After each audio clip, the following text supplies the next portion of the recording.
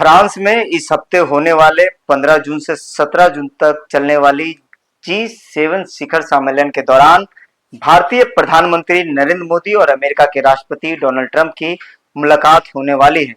दोनों फ्रांस पहुंच चुके हैं, लेकिन बड़ा सवाल ये है कि क्या प्रधानमंत्री Narendra Modi straight of Hormuz में अमेरिका हमले में मारे गए 3 भारतीय नाविकों को लेकर सवाल उठाएंगे। आज के इस वीडियो में जानेंगे आखिर अब तक भारत के कमर्शियल जहाज पर हमला, जहां स्ट्रेट ऑफ हॉर्मुज पर अमेरिका के हमले के बाद अमेरिका द्वारा 3 भारतीय नाविकों की हत्या के बाद भी माफी अब तक नहीं मांगी गई और ना ही भारत के प्रधानमंत्री मोदी के द्वारा कोई प्रतिक्रिया अब तक सामने आई है। दोनों देशों के बीच अब तक क्या कुछ खबरें निकल करके सामने आई है। नमस्ते, मेरा नाम मिथुन और आप देखना शुरू कर चुके हैं प्रयास भारत टीवी। कांग्रेस नेता राहुल गांधी ने सरकार को घेरते हुए स्ट्रेट ऑफ हॉर्मुज हमले में मारे गए 3 नाविकों की मौत पर सवाल उठाए हैं।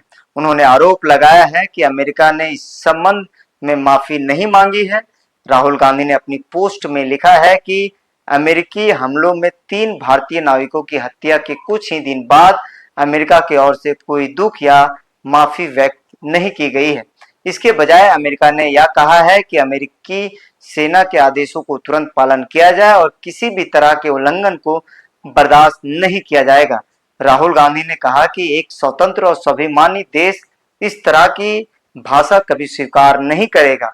उन्होंने आरोप लगाया है कि प्रधानमंत्री नरेंद्र मोदी इस मुद्दे पर चुप हैं और अमेरिका के आदेशों का पालन कर रहे हैं।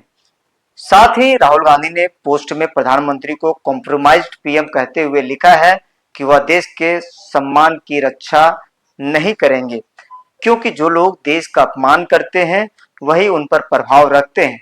राहुल गांधी ने अपनी पोस्ट के जरिए सरकार की विदेश नीति और मामले में उनके रुख पर सवाल उठाए हैं। अमेरिका ने अभी तक भारतीय नाविकों की हत्या पर माफी नहीं मांगी गई है। उल्टा अमेरिकी विदेश मंत्री मार्को रूबियो ने भारत को समझिए धमकाया ही है।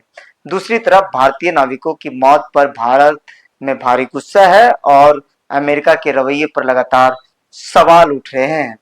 अमेरिकी एक्सपर्ट डेरेक जे ग्रॉसमैन, जो यूएससी ड्रॉनसाइफ के प्रोफेसर हैं, उन्होंने एशिया मामलों के जानकार भी हैं। उन्होंने अमेरिकी विदेश मंत्री मार्को रूबियो के बयान पर गंभीर सवाल उठाते हुए पूछा है कि आखिर अमेरिका भारत का कैसा दोस्त है। डेरेक जे ग्रॉसमैन ने भी रूबियो के जवाब का एनालिसिस करते हुए कड़ी आलोचना की है। उन्होंने कहा है कि रूबियो के शब्द बहुत बेतुके थे और इससे यूएस के खिलाफ भावना और भड़केगी। ग्रॉसमैन ने द गार्जियन की एक रिपोर्ट में कहा है कि उन्होंने भारत की जान जाने पर दुख भी नहीं जताया। ट्रंप का अमेरिका भारत के लिए कुछ दोस्त है। अहंकार की हद देखिए कि ट्रंप प्रशासन के शुरुआती बयान में भारतीय नाविकों की मौत का कोई जिक्र तक नहीं किया गया और सिर्फ इतना बताया गया कि एक जहाज पर हमला किया गया था जो अमेरिका प्रतिबंधों का उल्लंघन कर रहा था और जो सहयोग नहीं कर रहा था। जब भारत सरकार ने पहले हमलों की कड़ा विरोध करते हुए निंदा की और सीनियर अमेरिकी डिप्लोमेट को तलब किया, तब भी ट्रंप प्रशासन अहंकार में ही चूर रहे, यानी माफी तक नहीं मांगी और ना ही कोई आधिकारिक पुष्टि दी। भारत के विदेश मंत्री एस जयशंकर ने अमेरिका के विदेश मंत्री मार्को रूबियो से बात की, जिससे यह संकेत मिला कि भारत इस मामले को ऐसे ही नहीं छोड़ेगा। लेकिन रूबियो के बयान में कोई पछतावा या गलती का एहसास नहीं था।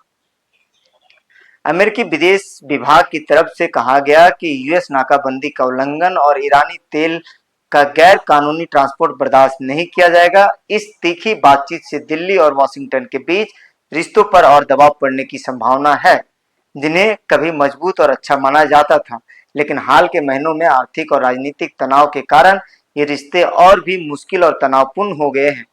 पीएम मोदी इस हफ्ते होने वाले G7 शिखर सम्मेलन में शामिल होने के लिए पहले ही फ्रांस जा चुके हैं, जहां उनकी अमेरिकी राष्ट्रपति डोनाल्ड ट्रंप से मिलने की उम्मीदें हैं। कई लोग और विपक्ष के लोग भी उम्मीद लगाए बैठे हैं कि भारतीय नागरिकों की मौत पर उनकी बातचीत में खास तौर पर शामिल होगी। भारत में मोदी पर इस बात की राजनीतिक दबाव बढ़ रहा है कि वे सार्वजनिक रूप से अपनी आपत्तियां जाहिर करें। मारे गए 3 नाविकों के परिवार ने सार्वजनिक रूप से सवाल उठाए हैं कि संघर्ष में ये लोग कैसे मारे गए और उनके शव को लाने की मांग भी की। मारे गए नाविकों में से 21 साल के आदित्य शर्मा के पिता राजेश शर्मा ने कहा, मेरी बस एक ही मांग है कि मेरे बेटे का शव वापस लाया जाए। उन्होंने कहा, मैं जानना चाहता हूं कि उसके आखिरी पलों में क्या कुछ हुआ था। क्या उसे बचाने के लिए कोई मदद दी गई थी? किन हालातों में हमारे देश के 3 क्रू मेंबर मारे गए? इन हमलों ने भारत में अमेरिकी विरोधी भावनाओं को और भड़का दिया है। यह भावना पहले से ही इसलिए फैली हुई है क्योंकि ट्रंप प्रशासन भारत को राजनीतिक सहयोगी बताने के बावजूद उनके साथ बेरुखी भरा व्यवहार करता आया है। ट्रंप के ट्रैफिक का सबसे बुरा असर भारत पर भी पड़ा, जिससे भारी आर्थिक नुकसान भी हुआ। जानकारों का कहना है कि दोनों देशों के बीच भरोसे की कमी काफी ज्यादा बढ़ चुकी है, खासकर ट्रंप के पाकिस्तान प्रेम की वजह से। इसीलिए मोदी और ट्रंप की G7 समिट मुलाकात पर पूरी दुनिया और भारत की नजरें टिकी हुई है कि आखिर इस G7 समिट में क्या कुछ होता है।